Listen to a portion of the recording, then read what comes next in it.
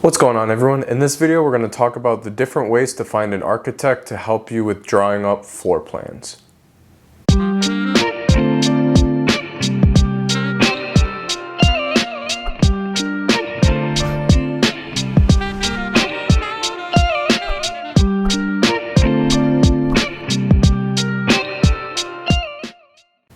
Welcome back, everyone. So before I talk about how I look for an architect, I first want to talk about where an architect fits in with your team. When I first started, I didn't know the difference between an engineer, a designer, and an architect. I essentially thought they all fell under the same person. So an engineer is more than likely going to be the structural engineer that takes care of things like soil testing and foundation work. A designer or an interior designer, they're going to be mainly responsible for designing the inside of the home and potentially designing the look of the home as well. An architect is going to be the person who is in charge of putting the floor plans together for the primary home and the foundation. Now, there are 4 ways you can go about finding an architect. The first way is to look locally. The second way is to look nationally. The third way is to look digitally. And the fourth way is to look at already built plans. So the first way is looking locally. I'm going to be honest here and say that this way is probably going to be the hardest and most expensive. The reason being is an architect in general are used to charging a lot for one set of drawings and then never dealing with that specific client again. Unique home development for vacation rentals is a pretty specific niche. When I first started, I wanted to keep the money in the community and I wanted my homes to be designed by a local architect. I had talked to about like 5 local architects, and I slowly came to the conclusion that they were either charging too much, not qualified to execute my vision for the cabins, or they simply didn't want to take on the projects because they were just too small. If you can find a local architect that is priced right, then go for it. What I realize is if you do find a cheap architect, then make sure you know exactly what you want your project to look like. The second method to look for an architect is looking for an architect nationally. You can go online and look for architects on places like house.com, or simply Google the type of home you're looking to build and look for architects on that side. What I found is you find better talent this way compared to just looking locally. You can also find people who can design exactly what you're looking for when you're doing it this route. It is also pretty easy to collaborate now remotely since everyone's been doing it. The downside to this, though, is everyone has access to these firms, which tend to drive the prices up. So the third way is to be looking for an architect digitally. Now, this means that you're going to go on sites like Fiverr or Upwork to find an architect. I actually was pretty surprised to find there are global architectural firms on Fiverr.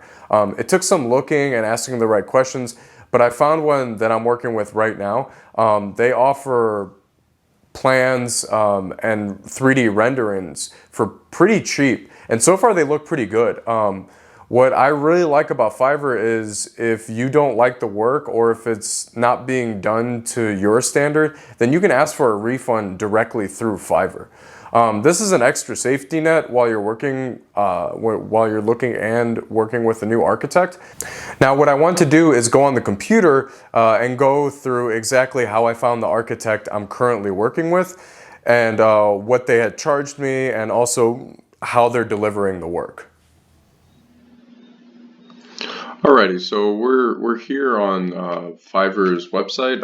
I'm subscribed to Fiverr Business, but the architects and everything on both of them are essentially the same thing. This is just a little bit more streamlined, so I can connect my team and stuff. But yeah, this is where I went to look for an architect. So you could put things in here like floor plans and see what comes up. This is how I found my architect, and you can see that you can have all these different options, different people, different price ranges, different experience levels. You can also do 3D renderings, like architectural 3D renderings and stuff, which is what I recently looked up. But yeah, so it's like you can go through here You can find like really cool cabins like that. It's sort of just like people who are already experienced or done something similar. I'll show you guys the person I use right now. After interviewing a whole bunch of people, going back and forth, this is who I use right now. Good reviews. He's based out of Bangladesh, but yeah, we've just kept sort of just a conversation going. I sent him what I wanted him to work on. He sent me so I'm getting 2 plans done with him, done in 21 days. Pretty simple. That's faster than what a normal architect will do. They do 2D floor plans, elevations from 4 sides, door window schedule, an electrical plan, plumbing plan, an HVAC plan, and a site plan, and then the 3D renderings as well, which can be separate. This is the electrical, plumbing, and HVAC plan is actually pretty big because I think your builder will appreciate that because it makes his life easier. But yeah, you go through. This was like the first thing that he did for me. I wasn't a big fan of it, and he sent over some other stuff. But yeah, this is sort of like the 3D rendering, the final 3D rendering he had sent over to me. But it's nice. But yeah, that's essentially how to find an architect on Fiverr. Like I said,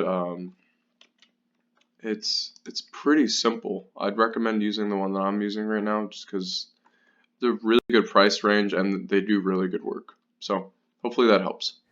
Alrighty, so welcome back. I wanted to talk about one last way you can acquire plans for your builds, and that's actually by purchasing plans that are already made.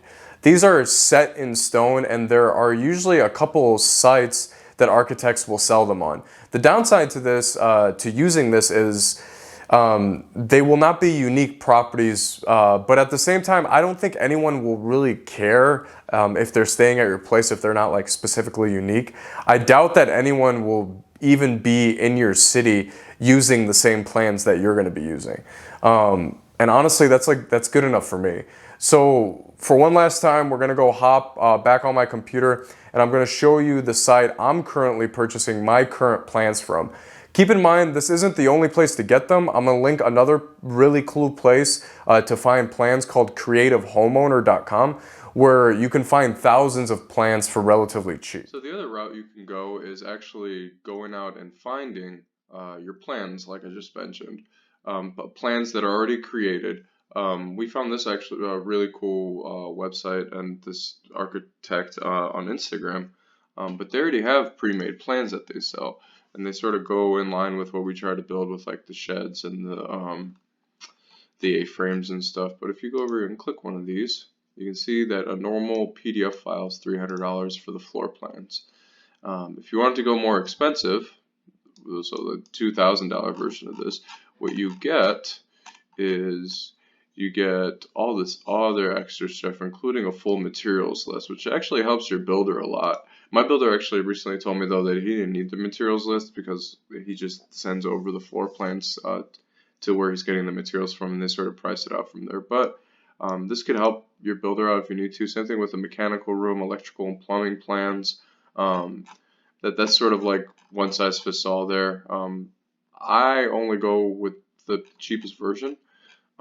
Just because my builder is comfortable handling the rest. But if you look through these, they're beautiful properties that are designed and already rendered. So you don't really have to do any of that stuff. But yeah, they go over like what it costs to build and everything, or general. This number is closer to like $200 per square foot in our area, but it gives you how big the house is, how many people it could sleep potentially. Just yeah, overall, you could go this route. Again, there are other websites that you could go to get something similar to this, but a lot of these architects are coming out now and just putting out like creating plans and sort of just selling a generic plan. What you could also do is you could take one of these plans and sort of use it as a foundation to sort of build off of. So it's like you use it as like just to get an idea of what you want and maybe change a couple things with either a Fiverr architect or a local architect. It would also be cheaper that way too, compared to just getting full-blown plans where you don't have any idea of what you want the house to look like. So that you can also draw inspiration from floor plans that are sold like this. So I hope that's helped. We're gonna hop back on, and we're gonna talk about the rest of the video. Alrighty, so that's everything. I hope this video has helped you get a better idea of how to and where to find architects for your projects.